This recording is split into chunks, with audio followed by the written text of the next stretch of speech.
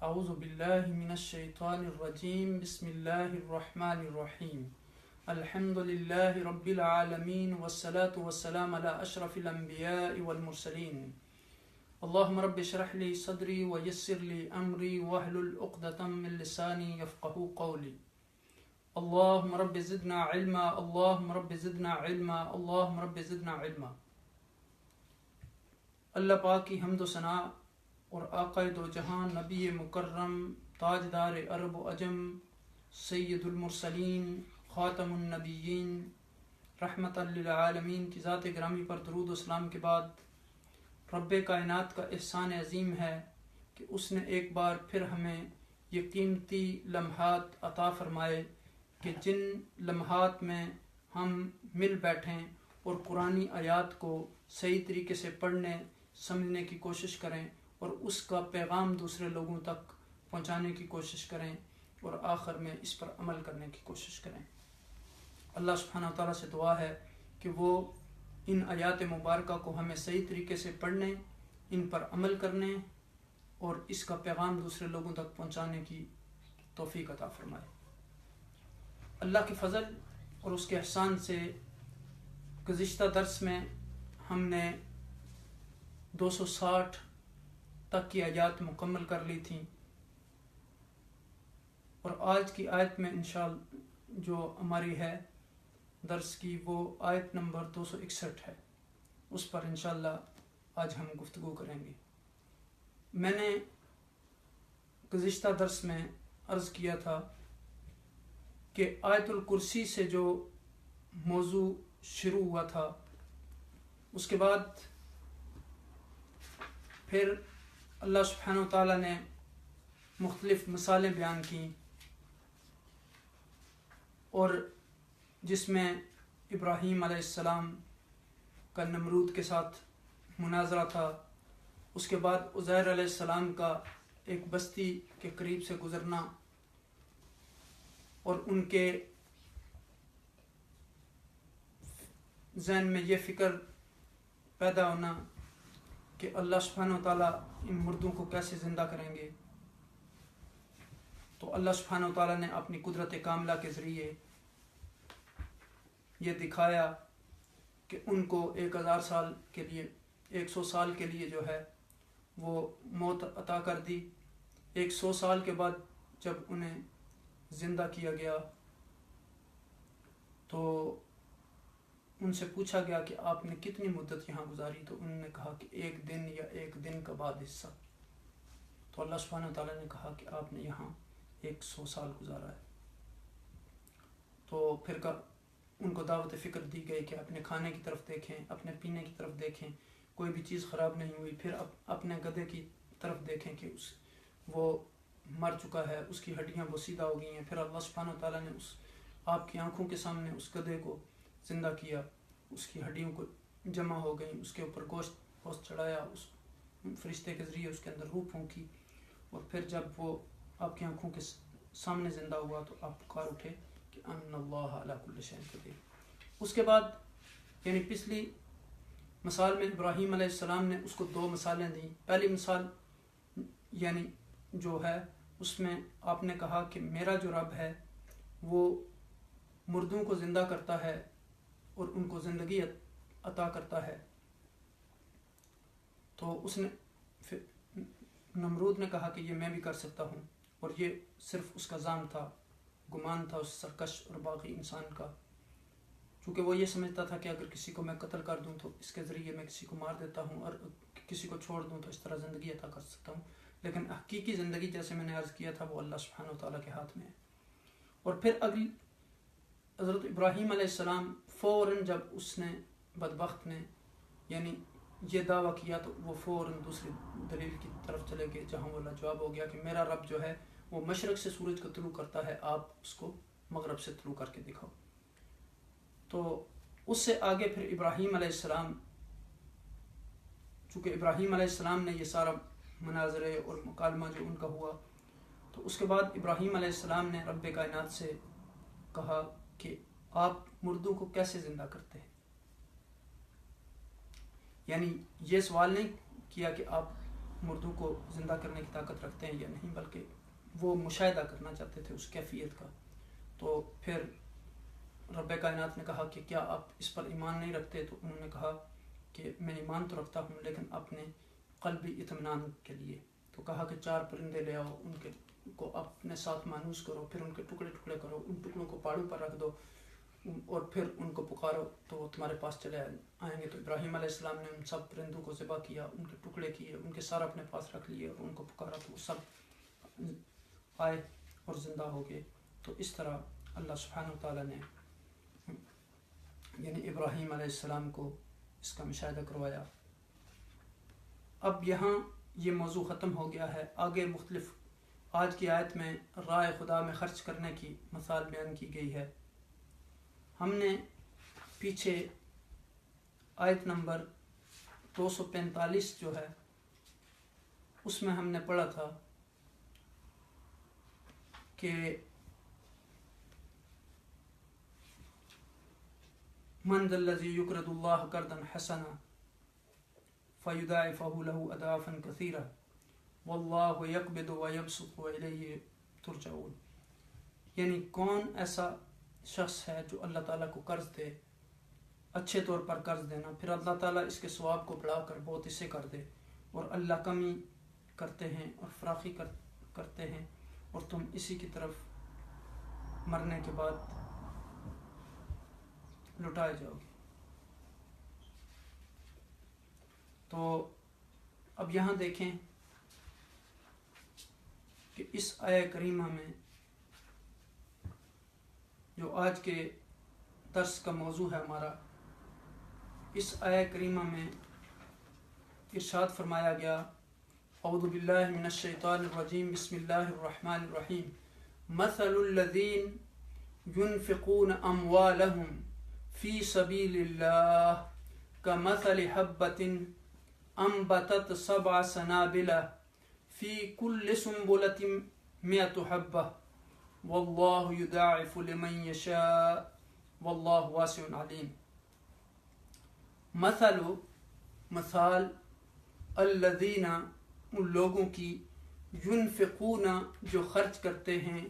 اموالہم اپنے مالوں کو فی سبیل اللہ اللہ سبحانہ و تعالیٰ کے راستے میں، اللہ سبحانہ و تعالیٰ کے دین کی سربلندی کے لیے، کا مثل مانند اس مثال کے ہے، حبتن ایک دانے کے، انبتت جو اگتا ہے، 7 سنابل 7 بالیاں، فی کل سنبلۃ 100 حبہ اور ہر بالی میں جو ہے 100 دانے، واللہ یضاعف لمن یشاء اور اللہ بڑھاتا ہے جس کے واسطے چاہے، لمن یشاء جس کے واسطے چاہے، واللہ اور اللہ واسع علیم وسعت والا ہے، قدرت والا ہے. اب دیکھیں کہ آیت الکرسی میں ہم نے اللہ سبحانہ وتعالیٰ کے علم، جو وسیع علم ہے، جو انسانوں کا علم اس کے برابر میں مقابلے میں اس طرح ہے جیسے سمندر سے پانی کا ایک قطرہ ہو. اللہ سبحانہ وتعالیٰ سے کوئی چیز پوشیدہ نہیں ہے، ہر چیز اس کے علم میں ہے. کسی کو کیا رزق ملے گا، کوئی خشک پتا ہے یا سبز، ہر چیز کا اس کو علم ہے. یہاں تک کہ اندھیرے میں جو دانہ ہوتا ہے وہاں بھی اللہ سبحانہ تعالیٰ کے علم میں ہے کہ اس سے وہ کتنا رزق دے گا. تو وہاں ایک یعنی یہ بات بیان کی گئی تھی. اس کے بعد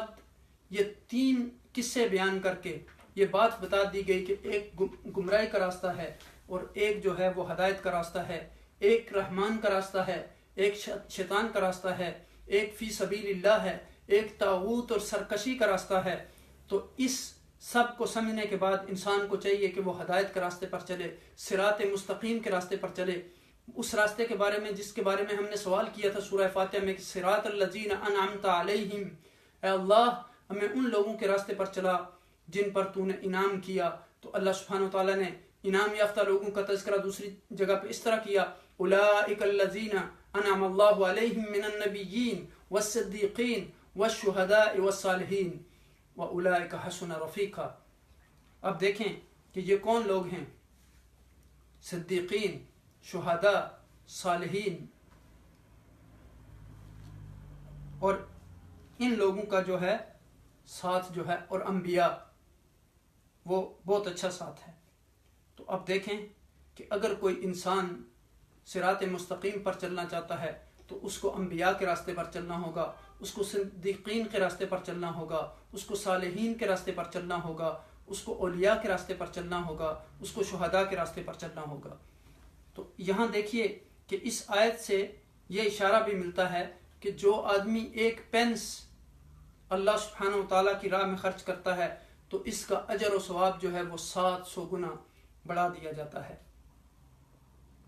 یعنی عام نیکیاں جو ہیں ان میں اجر 10 گنا دیا جاتا ہے، لیکن اللہ کے راستے میں خرچ کرنے کا اجر یہ ہے کہ اسے 700 گنا کر دیا جاتا ہے، اور جس کے لیے اللہ سبحانہ و تعالیٰ چاہیں اس کے لیے 700 گنا سے بڑھا کر اور بھی زیادہ اس کو عطا کر سکتے ہیں۔ اب یہاں دیکھیں کہ یہ کیفیت بیان کی گئی، اور مثال ہمیشہ اس چیز کی دی جاتی ہے کہ جن دو چیزوں کے درمیان آپس میں مماثلت ہو۔ تو یہاں دیکھیں کہ ان لوگوں کی مثال اس بالی کے دانوں سے دی گئی، چونکہ آپ جب یہ ایک پینس یا 1 روپیہ یا 1 پاؤنڈ یا 1 ڈالر یا 1 یورو اللہ کے راستے میں خرچ کرتے ہیں، مثلا کسی مسجد کے باکس میں ڈال دیتے ہیں، کسی دینی ادارے کسی چیریٹی کو دے دیتے ہیں، تو آپ کو پتہ نہیں ہوتا کہ یہ مال اب کہاں خرچ ہوا، کیسے ہوا، کوئی آپ کا شکریہ ادا نہیں کرتا اس پہ۔ آپ صرف اللہ سبحانہ و تعالیٰ کی رضا کو حاصل کرنے کے لیے وہ مال اللہ کے راستے میں خرچ کرتے ہیں، اپنا مال۔ تو اب دیکھیں کہ یہاں یعنی یہ کہا گیا کہ اموالہم، چونکہ اپنا مال خرچ کرنا اللہ کے راستے میں وہ بڑا مشکل ہوتا ہے۔ اگر کوئی کسی کا مال ہو تو اس میں انسان کو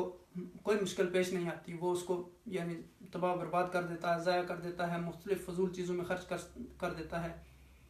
تو اسے احساس نہیں ہوتا۔ تو اب دیکھیں کہ یعنی اس سے آپ اندازہ لگا سکتے ہیں کہ رب کائنات کے راستے میں دین کی سربلندی کے لیے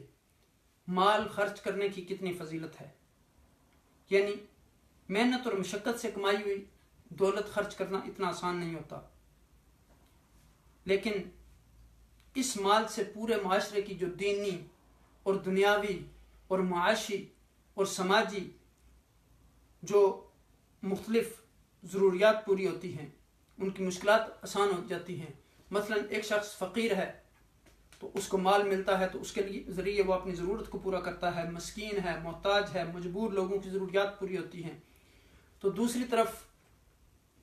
جہاد ہے، رفاع عامہ کے کام ہیں، مثلا کوئی راستہ بنوا دیا، کنواں کھدوا دیا، پانی کا انتظام کر دیا، کوئی یعنی ڈسپینسری بنا دی، ہاسپٹل بنا دیا، تعلیم دین ہے، پھر اشاعت اسلام ہے، مساجد اور مدارس کے اخراجات ہیں۔ یہ ساری چیزیں جو ہیں یہ دیکھیں کہ اللہ کے راستے میں خرچ کرنا ہے۔ تو راہ خدا میں خرچ کرنے کا جو بیسک ابتدائی ثواب ہے وہ 700 گنا ہے، لیکن رب کائنات اگر چاہیں تو اس کو اس سے بھی بڑھا سکتے ہیں۔ اب دیکھیں کہ جس کا اخلاص جس قدر ہوگا اسی کے مطابق اللہ سبحانہ و تعالیٰ اس کو عطا کریں گے، چونکہ اللہ سبحانہ و تعالیٰ کا علم بہت وسیع ہے، اس کے خزانے اور دست عطا میں بڑی وسعت اور قدرت ہے، اور وہ علم والا ہے اور اس کا علم بھی وسیع ہے۔ اللہ تعالیٰ اپنی قدرت میں وسیع ہے، رزق دینے میں وسیع ہے، اپنی خلقیت میں وسیع ہے، اپنی علم میں وسیع ہے، اپنی ہر چیز میں وہ وسیع ہے، اور اس کے ساتھ کسی چیز کو تشبیہ نہیں دی جا سکتی۔ اب دیکھیں کہ آیت الکرسی میں علم قدرت ایک کاملہ کا بیان ہوا، اللہ سبحانہ وتعالیٰ کے علم کا بیان ہوا، پھر 3 قصے بیان ہوئے، ہدایت و گمراہی اور زندگی و موت کا اختیار اللہ کے ہاتھ میں دینا یعنی اللہ کے ہاتھ میں ہے، یہ ہمیں بتایا گیا۔ اب اگلی آیات سے یہ جو آج کی آیات ہے یہاں سے جو ہے وہ نیا موضوع شروع ہو رہا ہے۔ اب دیکھیں کہ مثل الذین ينفقون اموالهم، ان لوگوں کی مثال ایسے ہے جو اپنے مالوں کو اللہ کے راستے میں خرچ کرتے ہیں فی سبیل اللہ کا مثل حبۃ ایک دانے کی مثال کی طرح ہے انبتت 7 سنابل جو 7 بالیاں اس ایک دانے سے اگتی ہیں فی کل سنبلۃ 100 حبہ ہر بالی میں 100 دانے ہوتے ہیں واللہ یضاعف لمن یشاء اللہ جس کو چاہتے ہیں اس سے بھی زیادہ دگنا کر دیتے ہیں واللہ واسع علیم اللہ سبحانہ وتعالیٰ وسعت والا ہے علم والا ہے. اب یہاں دیکھیں کہ نیک کام میں خرچ کرنا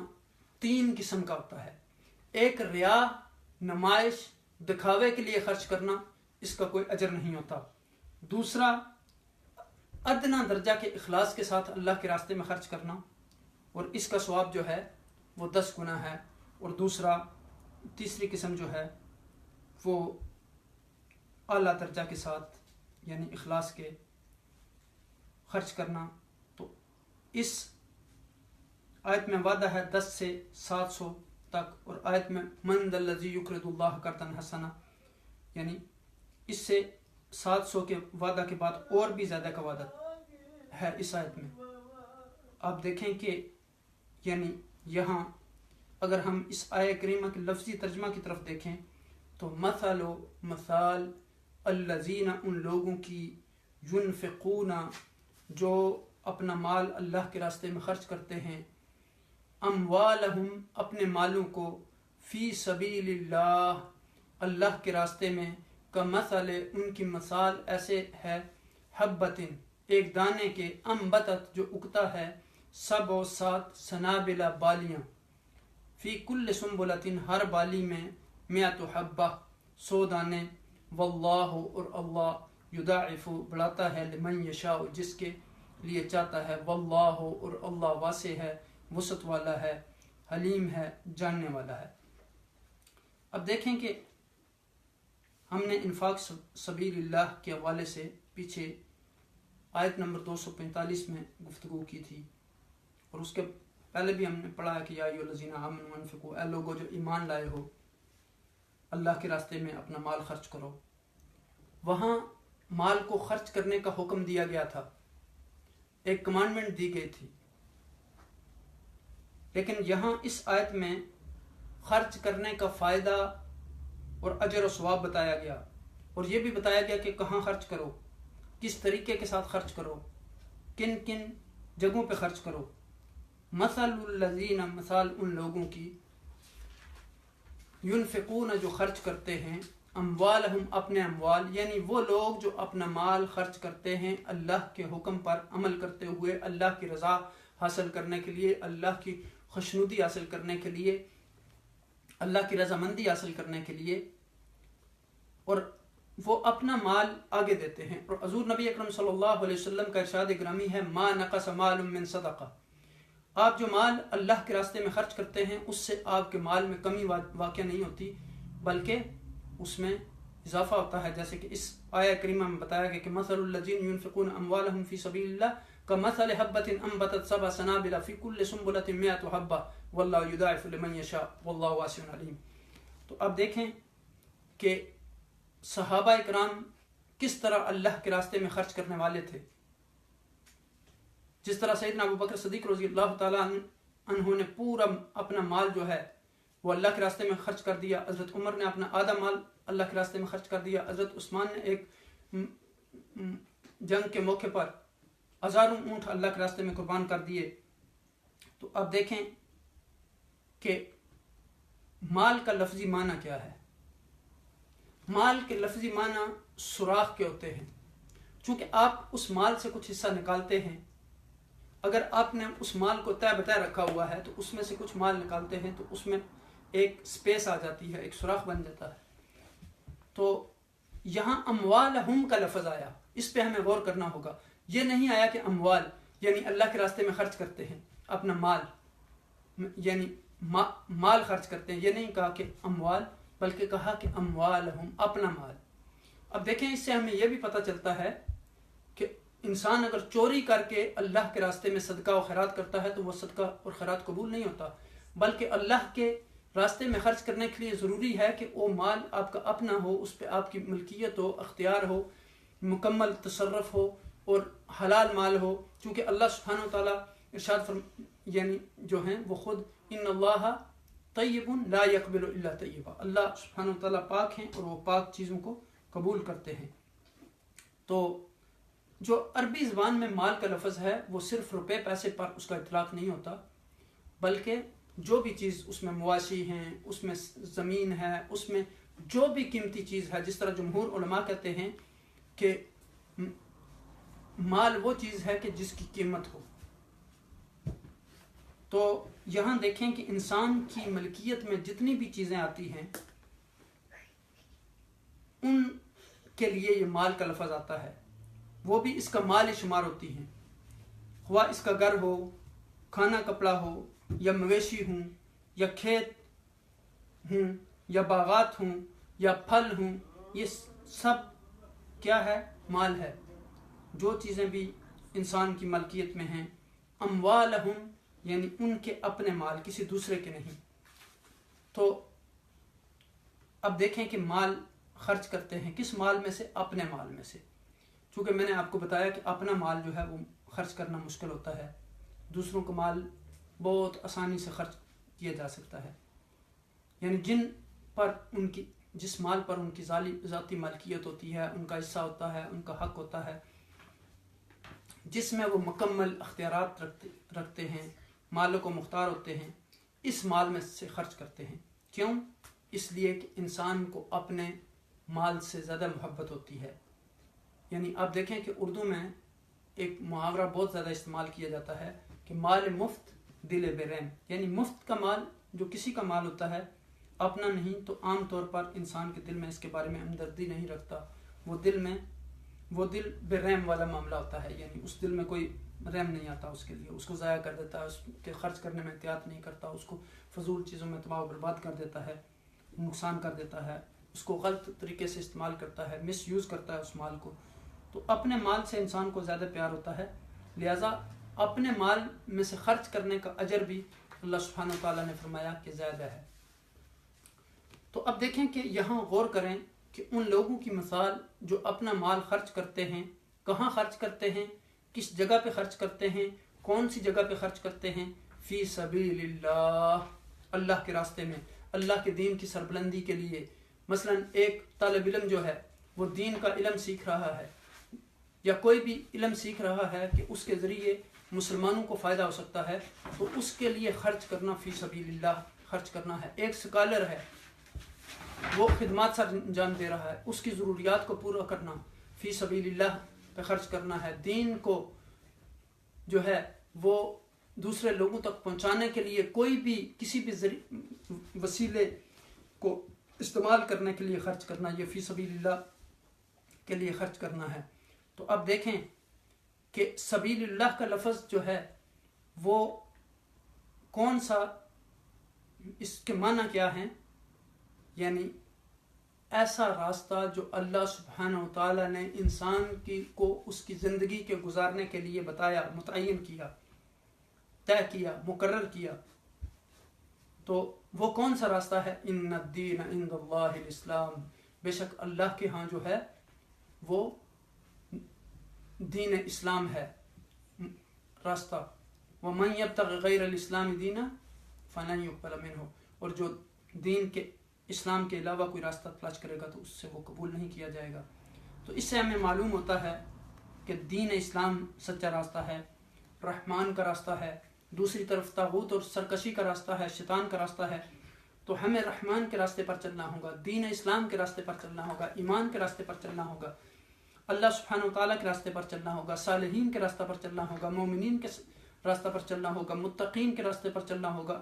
انبیاء کے راستے پر چلنا ہوگا، صلحاء کے راستے پر چلنا ہوگا، شہداء کے راستے پر چلنا ہوگا، صادقین کے راستے پر چلنا ہوگا۔ یہی راستہ دین اسلام کا راستہ ہے، یہی راستہ انبیاء کا راستہ ہے، یہی اللہ اور اس کے رسول صلی اللہ علیہ وسلم کا راستہ ہے، یہی اولیاء کا راستہ ہے۔ تو وہ راستہ جسے شریعت نے ہمارے لیے مقرر کیا ہے زندگی گزارنے کے لیے، یعنی راستہ جو ہے، طریقہ کا معنی جو ہے وہ راستہ ہوتا ہے، طریق مستقیم جیسے کہتے ہیں، سیدھا راستہ۔ تو اب راستہ دو چیزوں کو ملانے کے لیے بھی آتا ہے۔ تو فی سبیل اللہ سے مراد وہ راستہ ہے جو بندے کو اللہ سے ملاتا ہے۔ تو جیسا کہ میں نے آیہ کریمہ یہ آپ کے سامنے پہلے بھی پڑھی ہے کہ اولئک الذین انعم اللہ علیہم من النبیین والصدیقین والشہداء والصالحین، تو اس میں بیان کر دیا گیا کہ وہ سچے لوگوں کا اور راستہ کون سا ہے، صراط مستقیم راستہ کون سا ہے، اللہ کی طرف جانے کا راستہ، اللہ کی محبت حاصل کرنے کا راستہ۔ اس میں بعض اوقات اس کو قرآن حکیم نے اس طرح بھی تعبیر کیا ہے کہ سبیل المؤمنین، یعنی مومنین کا راستہ۔ تو مومنین کے ساتھ اس کی نسبت کیوں کی گئی، اس کو کیوں مومنین کے ساتھ منسوب کیا گیا؟ اس لیے کہ ایمان والے ہی اس راستے پر چلتے ہیں، باقی لوگ اس راستے پر نہیں چلتے، وہ اور راستوں پر چلتے ہیں۔ اللہ کے راستے پر وہی چلے گا جو مومن ہوگا، جس میں کہ دل میں اللہ اور اس کے رسول صلی اللہ علیہ وسلم کی محبت ہوگی، جس کے اندر اخلاص ہوگا۔ تو فی سبیل اللہ سے مراد اللہ کے دین کے راستے میں خرچ کرنا، اللہ کے اطاعت کے کاموں میں خرچ کرنا، دین کی سربلندی کے لیے خرچ کرنا، اسلام اور مسلمانوں کی فلاح و بہبود میں خرچ کرنا۔ کم مثل، ان کی مثال کیسے ہے ان کے خرچ کرنے کی، یعنی مثال کا مثل ایسی مثال ہے حبۃ، ایک دانے کے، یعنی مراد ایک شخص کے ہے جو ایک دانہ اگائے، کسی کی طرح، ایک اگانے والے کی طرح، کیونکہ یہاں جو ہے وہ کسان کا لفظ جو ہے وہ محذوف ہے، کیونکہ یہاں لوگوں کی مثال بیان کی گئی، تو یہاں مثال بیان ہوتی ہے تو دونوں چیزوں کے درمیان کوئی مشابہت ہو، تو یہاں اس کسان کے ساتھ اس کو مشابہت دی گئی جو اس یعنی بالی کو اگاتا ہے، چونکہ خود بخود تو وہ نہیں اگتی، ظاہر بیج ڈالا جاتا ہے۔ تو انسانوں کی مثال کن انسانوں کے ساتھ دی جا رہی ہے؟ اللہ کی طرف، یعنی جو راستہ لے جاتا ہے، جو بندہ خرچ کرتا ہے، اس کی مثال ایسے دی جا رہی ہے جیسے ایک کسان بیج بوتا ہے، اس سے بالی اگتی ہے، پھر اس سے 7 بالیاں اگتی ہیں، پھر اس میں ہر بالی میں 100 دانے ہوتے ہیں۔ تو دیکھیں کہ اللہ سبحانہ تعالیٰ اس کو کس طرح یعنی بڑھاتے ہیں۔ تو یہاں جو یعنی یہ چیز پوشیدہ ہے، مستتر ہے، ڈراپ ہے، کون؟ اگانے والا، کسان یعنی۔ تو ایسے لوگوں کی مثال اگانے والے کی مثال کی طرح ہے، اور وہ اگاتا کیا چیز ہے؟ ایک دانہ، حبہ، جیسے گندم کا دانہ آپ دیکھتے ہیں کہ بویا جاتا ہے، اس سے پھر ایک تنا نکلتا ہے، پھر اوپر جا کے وہ سٹا نما بن جاتا ہے، جس میں بالیاں ہوتی ہیں، جس میں دانے ہوتے ہیں۔ تو اللہ سبحانہ تعالیٰ یعنی اب دیکھیں کہ کیسے اس کو اگاتا ہے، اور اس کے لیے پھر جس کوالٹی کا بیج آپ بوئیں گے، جتنی اس پہ محنت کریں گے، اس کے مطابق اللہ سبحانہ تعالیٰ اس کا پھل بھی آپ کو عطا کریں گے۔ تو ان دونوں چیزوں میں یعنی بال سے بیسیکلی یہ بالی ہے۔ تو آپ دیکھتے ہیں کہ بال نما سٹے پہ آپ دیکھیں، یا جو چھلیاں ہوتی ہیں ان کے اوپر آپ دیکھتے ہیں کہ بال نما چیز ہوتی ہے۔ تو اسی طرح آپ نے باجرے کے سٹے دیکھے ہوں گے۔ تو بیسیکلی زمین سے جو 7 سے زیادہ ٹہنیاں نکل آتی ہیں، لیکن ٹہنیاں چونکہ درخت کی ہوتی ہیں تو یہاں ان کو بالیاں کہا گیا، یعنی پھر اس سے ہر بالی میں سے 100 دانے جو لگتے ہیں، اس میں بالی جو ہے وہ سیدھی اوپر چلی جاتی ہے، پھر اوپر سٹے کی شکل بن جاتی ہے، یعنی ایک دانے کی 7 بالیاں، اور ہر بالی میں پر پھر 100 دانے ہوتے ہیں۔ تو یہ 700 کو اگر آپ 1 سے ملٹیپلائی کریں تو یعنی 700 بن جاتے ہیں۔ تو ایک دانہ کتنے دانے بن گئے؟ 7 کو یعنی آپ اگر 1 کے ساتھ ملٹیپلائی کریں، ایک بالی میں 100 دانے ہو گئے، تو گویا 700 دانے۔ تو لیکن یہ ابتدائی ثواب ہے، اگر اللہ تعالیٰ چاہیں تو اس کو بھی بڑھا سکتے ہیں، جس کے لیے اللہ کی مشیت ہے، اپنی مرضی ہے، اس کو وہ کتنا عطا کرنا چاہتے ہیں کر سکتے ہیں۔ یعنی کوئی بندہ نہیں جانتا کہ اس کو کتنا رزق ملے گا، یہ صرف اللہ کے علم میں ہوتی ہے چیز، وہ جتنا کسی کو چاہے دیتا ہے، اور اس کی مشیت جو ہے وہ حکمت پر مبنی ہوتی ہے۔ یعنی انسان کی بعض اوقات انسان سے جب کوئی سوال کرتا ہے کہ اللہ کے راستے میں دو، تو وہ کہتا ہے نہیں دیتا، تو وہ اگر اس سے یہ کہا جائے کہ اللہ سبحانہ تعالیٰ نے آپ کو یہ مال دیا ہے، یہ اس کا مال ہے، تو آپ کیوں نہیں دینا چاہتے؟ تو وہ کہتا ہے میری مرضی۔ لیکن اللہ سبحانہ تعالیٰ کی جو مشیت ہوتی ہے وہ حکمت پر مبنی ہوتی ہے. انسان کی جو مرضی ہوتی ہے وہ لالچ پر، ضد پر، ہٹ درمی پر، طمع پر، حرص پر، مزاج کے بناؤ اور بگاڑ پر ہوتی ہے. لیکن اللہ تعالیٰ کی مشیت یا چاہت ایسے نہیں ہوتی بلکہ حکمت پر مبنی ہوتی ہے. اس طرح نہیں ہوتا کہ دنیا کا کوئی بادشاہ جو ہے وہ کسی کو یعنی لاکھوں روپے بغیر کسی چیز کے دے دے اور دوسرے کو ایک کوڑی بھی نہ دے. تو اللہ سبحانہ و تعالیٰ کا ہر فیصلہ حکمت پر مبنی ہوتا ہے، عدل و انصاف پر مبنی ہوتا ہے. اس کے علم میں ہے کہ کون کس قابل ہے، کس کو کتنا عطا کیا جائے. تو اللہ اگر کسی کو اس سے بھی بڑھ کر دینا چاہیں تو اللہ سبحانہ و تعالیٰ کے یعنی قدرت کاملہ کے یہ دائرے میں ہے کہ جس کو جتنا چاہیں وہ عطا کر سکتے ہیں، اور 700 سے بھی زیادہ اگر کسی کو عطا کرنا چاہیں تو کر سکتے ہیں. اور بخاری شریف کی ایک حدیث میں آتا ہے کہ ان اللہ یضاعفها الی 700 ضعف الی اضعاف کثیرہ، یعنی اللہ بے شک اسے بڑھاتا ہے 700 گنا سے لے کر کہیں گنا زیادہ تک. یعنی کثیرہ سے مراد بہت ہے، یعنی بہت کثرت کے ساتھ. تو اگر آپ ان اس آیہ مبارکہ پر غور کریں تو آپ کو پتہ چلے گا کہ اللہ سبحانہ و تعالیٰ نے یعنی یہاں یہ بتایا کہ جو لوگ صرف اللہ کی رضا، اس کی خوشنودی کی طلب میں اپنے مال کو اللہ کے راستے میں خرچ کرتے ہیں، اس سے بڑی برکتیں اور بڑے ثواب ملتے ہیں، اور نیکیوں کو 700 گنا بلکہ اس سے بھی بڑھا دیا جاتا ہے. یعنی آپ اس سے اندازہ کر سکتے ہیں کہ اللہ کے راستے میں فی سبیل اللہ ایک آپ عام آدمی کو جب صدقہ و خیرات دیتے ہیں تو اگر کسی یتیم کو دیتے ہیں تو اس کے چہرے پہ آپ مسکراہٹ دیکھتے ہیں تو آپ کو دلی مسرت ہوتی ہے. آپ اگر کسی غریب کو کھانا دیتے ہیں تو اس کے چہرے کے تاثرات سے آپ یعنی خوشی محسوس کرتے ہیں، وہ آپ کا شکریہ ادا کرتا ہے. لیکن جب آپ فی سبیل اللہ بعض اوقات یعنی کوئی چیز پوشیدہ سے کسی کو دے دیتے ہیں اور آپ کو پتہ ہی نہیں ہوتا، جس طرح یعنی آپ دیکھیں کتنی لطیف تصویر قرآن نے بیان کی ہے. یہاں ایک ایسی خوبصورت پکچر کھینچی ہے کہ جس طرح دانے کو زمین کے اندر دبا دیا جاتا ہے تو کسی کو کوئی پتہ نہیں ہوتا کہ اب اس دانے سے کیا نکلے گا. اب وہ دانہ ضائع بھی ہو سکتا ہے اور اس دانے سے تنا نکل کے اس کے اوپر 7 بالیاں لگ سکتی ہیں، اس میں 100 دانے اور اس سے زیادہ بھی دانے پیدا ہو سکتے ہیں. تو اسی طرح اگر آپ ایک پینس یا ایک ڈالر یا ایک دینار یا ایک ریال یا ایک پاؤنڈ جو اللہ کے راستے میں خرچ کرتے ہیں تو اگر وہ آپ اس طرح دے دیتے ہیں تو آپ کو نہیں پتہ، نہ کسی نے آپ کا شکریہ ادا کیا بلکہ آپ نے صرف اللہ کی رضا کے لیے یہ خرچ کیا. اور آپ دیکھیں کہ جب آپ تھوڑے تھوڑے یہ پیسے گٹھے کر کے اللہ کے راستے میں خرچ کرتے ہیں تو وہ تھوڑا تھوڑا مل کر بہت ہو جاتا ہے.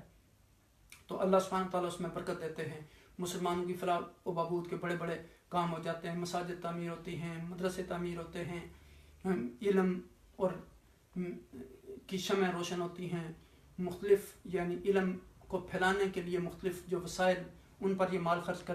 کیا جاتا ہے. تو اب دیکھیں کہ اگر 100 لوگ 100 ڈالر جمع کریں تو کتنا پیسہ بن جاتا ہے. لیکن اگر آپ ایک ایک پینس ہر آدمی اس کو ضائع کر دے، اس طرح مثال سمجھ لیجیے کہ آپ کھانا کھا رہے ہیں تو ایک لقمہ گر جاتا ہے تو بعض اوقات انسان اس کی کوئی پرواہ نہیں کرتا، یا چاول کا ایک یعنی جو دانہ ہے وہ گر جاتا ہے، یا اس طرح آپ اس کو نہیں اٹھاتے. لیکن آپ دیکھیں کہ ایک ایک پینس اگر آپ بعض لوگ رکھتے رہتے ہیں جب وہ یعنی نماز پڑھنے کے لیے جاتے ہیں یا کسی جگہ پہ جاتے ہیں یعنی کسی رفاہی ادارے میں تو وہ وہاں ڈال دیتے ہیں. تو یہ ایک اچھی عادت ہے انسان کو، یعنی ہر روز کوئی نہ کوئی صدقہ کرنا چاہیے، ہر ہفتے صدقہ کرنا چاہیے، ہر مہینے صدقہ کرنا چاہیے. یعنی صدقہ بلاؤں کو ٹال دیتا ہے اور پھر اللہ کے راستے میں اپنا مال خرچ کرنے سے انسان کے مال میں کوئی کمی بھی واقع نہیں ہوتی. اب دیکھیں کہ یعنی اللہ سبحانہ و تعالیٰ کے راستے میں جو مال انسان کو خرچ کرتا ہے اس کا بہت بڑا اجر ہے. یعنی اب حضرت صلی اللہ علیہ وسلم نے فرمایا کہ یہ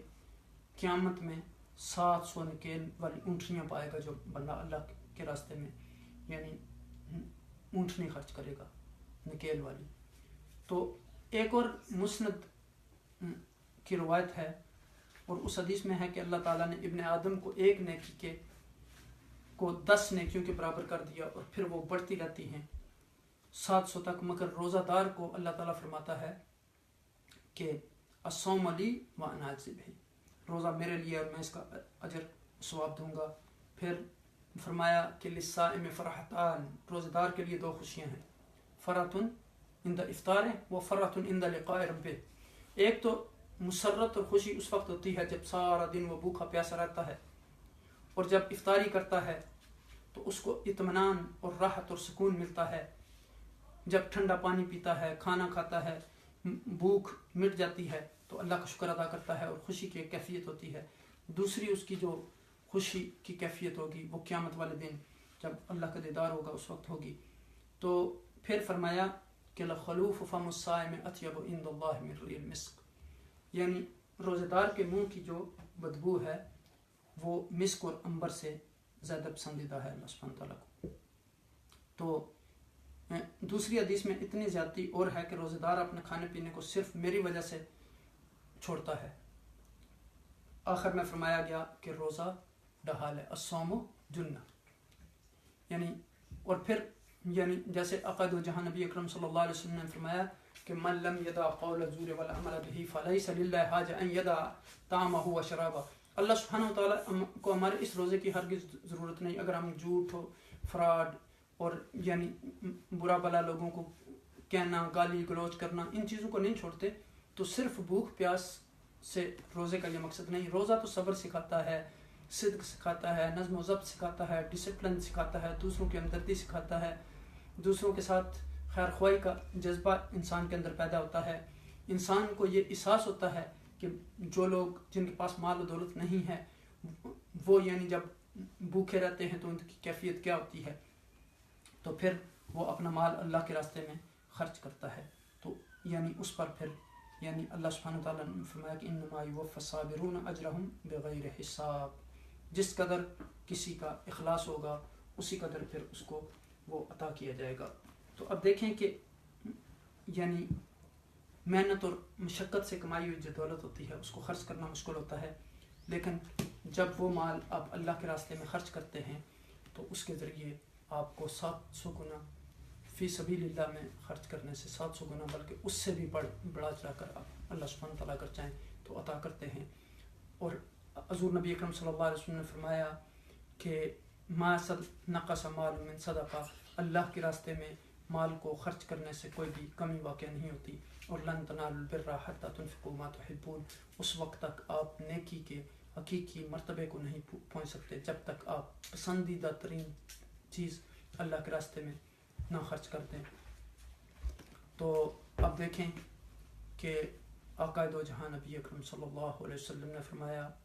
کہ اذا مات ابن آدم انقطع عمله الا من ثلاث، صدقۃ جاریۃ وعلم ينتفع به وولد صالح يدعو له۔ انسان کے جسم سے جب روح پرواز کر جاتی ہے تو اس کے سارے اعمال ختم ہو جاتے ہیں سوائے 3 چیزوں کے۔ وہ 3 چیزیں کون سی ہیں؟ صدقہ جاریہ، یعنی آپ نے کوئی مسجد بنا دی، کوئی مدرسہ بنا دیا، کوئی ایسی چیز بنا دی، تو اسی طرح آپ نیک اولاد کو اچھی چیزیں سکھائیں، ان کو دین کی تعلیم دی، ان کو کی اچھی تربیت کی، تو وہ آپ کے لیے دعا کریں گے۔ اور اسی طرح نافع علم جو خود آپ نے سیکھا اور دوسرے لوگوں کو سکھایا، اللہ پاک سے دعا ہے کہ وہ ہمیں اپنے مال کو اللہ سبحانہ تعالیٰ کے راستے میں خرچ کرنے کی توفیق عطا فرمائے، لوگوں کی خیر و بلائی کے لیے خرچ کرنے کی توفیق عطا فرمائے، اچھے کاموں میں خرچ کرنے کی توفیق عطا فرمائے، ہمیں اپنے مالوں کی زکوٰۃ دینے کی توفیق عطا فرمائے، جیسے اللہ سبحانہ تعالیٰ نے فرمایا کہ والذین یکنزون الذهب والفضة ولا ينفقونها في سبیل اللہ فبشرهم بعذاب علیم۔ جو لوگ اپنے مال کو جمع کرتے ہیں، اس کو اللہ اور اس کے رسول کے راستے میں خرچ نہیں کرتے، تو ان کے لیے بدترین عذاب کی جو ہے وہ یہاں بتایا گیا، خوشخبری دی گئی ان کے لیے۔ یہ حقیقت میں خوشخبری نہیں، یہاں یہ بتایا گیا کہ ان کے لیے دردناک عذاب ہے۔ تو اب دیکھیں کہ حقیقت میں یہ مال اللہ کا مال ہے، اور جب ہم اس کو اللہ کے راستے میں خرچ کرتے ہیں تو اللہ سبحانہ وتعالی ہمیں اس کا اجر و ثواب بہت زیادہ دیتے ہیں، 700 گنا، اور پھر اس سے بھی بڑھ کر اللہ سے دعا ہے کہ ہمیں اس آیہ کریمہ پر عمل کرنے کی توفیق عطا فرمائے، اور اپنے مال کو صحیح طریقے سے اللہ کے راستے میں خرچ کرنے کی توفیق عطا فرمائے، اور اپنے ہر عمل میں اخلاص اور عمدگی کے ساتھ اس کام کو کرنے کی توفیق عطا فرمائے۔ جس طرح ایک کسان اس دانے کو زمین میں دباتا ہے اس کے بعد محنت کرتا ہے، اسی طرح جب آپ محنت مشقت کر کے اپنے اس مال کو اللہ کے راستے میں خرچ کرتے ہیں تو اللہ سبحانہ تعالیٰ اس کو بڑھا چڑھا کر اس کا اجر و ثواب آپ کو دیتا ہے، چونکہ اللہ سبحانہ تعالیٰ نے فرمایا کہ ما تقدموا لانفسکم من خیر تجدوه عند اللہ، جو بھی مال آپ اپنے ہاتھوں کے ذریعے اللہ کے ہاں دے دیں گے اس کا اجر و ثواب پائیں گے۔ اللہ سے دعا ہے کہ وہ آپ سب کے حال پر رحم و کرم فرمائے، آپ کی پریشانیوں کو دور فرمائے، آپ میں سے جو پریشان حال ہیں ان کی پریشانیوں کو دور فرمائے، جو مسلمان اس دنیا سے چلے گئے ہیں ان کے درجات کو بلند فرمائے، ان کی خطائیوں کو معاف فرمائے، ان کو جنت الفردوس میں اعلیٰ عرفہ مقام عطا فرمائے، اور قرآن کے نور سے ہمارے دلوں کو مزین فرمائے، اور قرآن کو صحیح طریقے سے پڑھنے، اس پر عمل کرنے اور اس کا پیغام دوسرے لوگوں تک پہنچانے کا ذریعہ بنائے۔ جزاکم اللہ خیر وما علینا الا البلاغ۔ السلام علیکم ورحمۃ اللہ وبرکاتہ۔